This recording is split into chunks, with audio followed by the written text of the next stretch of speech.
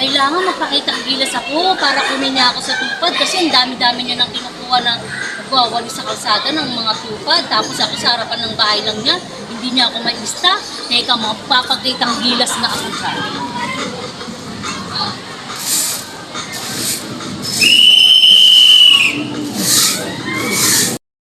Mari, merang na yan. Uy, Nandito ka. Ano ba? Kasi yung anak ko, hinihintay ko dyan, nagpa-practice dito sa loob ng oval. Eh, ang dami ko nakita kasing kalat, oh.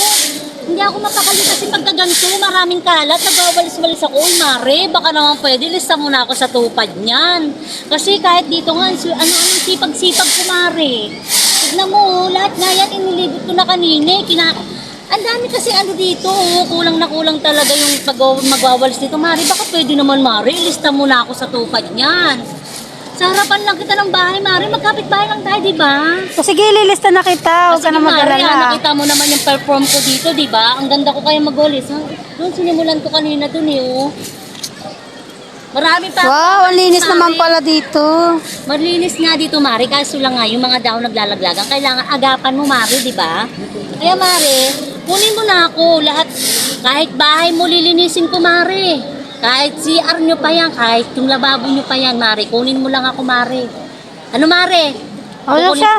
O, sige, kukunin na kita. Thank you, Mari, ha? Mari, ha? Promise sige na, alis na ako. Punta ko ng palengke. Sige, Mari. Bye-bye. Sige, Mari.